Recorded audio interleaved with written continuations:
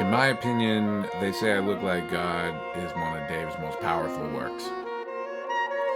They say I look like God.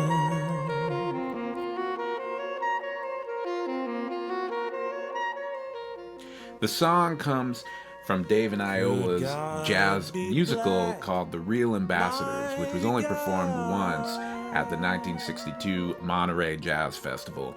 It featured a star-studded lineup of Louis Armstrong, Carmen McRae, and Lambert, Hendricks, and Ross, the vocal trio.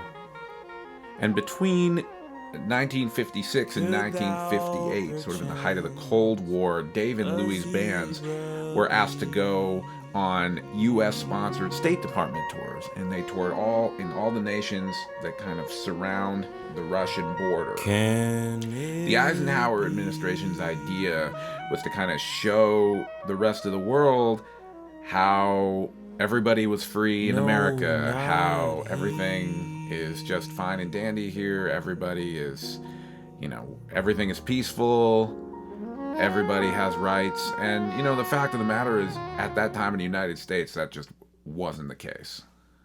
Now, we wanted the audience to chuckle about the ridiculous segregation, but Louis was crying. No, not he. You saw that from your vantage point on stage. You could see it.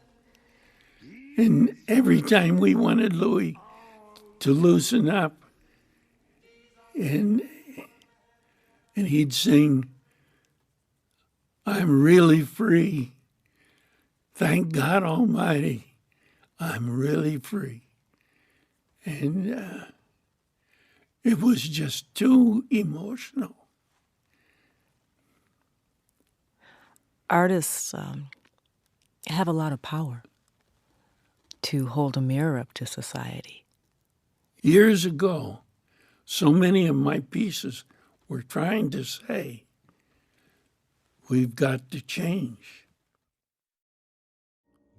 60 some odd years later, we're still dealing with very serious racial issues here in the United States. And the fact of the matter is, race issues are a white person's problem, maybe even more specifically a white male person's problem. At its core, oppression based on the color of your skin or your gender or anything else starts with white men. And as white men today, if we happen to have a platform, and with the privilege that we have, it's our responsibility to acknowledge the past, first of all, and then if we see any hints of the past becoming part of our lives today, to speak up and do something. When Dave's platform grew tremendously in 1959 with the success of Time Out and being on the cover of Time magazine, he just right away used that platform, used that privilege to make a statement against inhumane behavior, in creating peace for all mankind. And at that particular time, I don't feel, or it didn't seem like there were a lot of particularly white people making that type of statement. I mean, you can like or dislike Brubeck's music, but as far as I'm concerned, this is what being an artist is all about.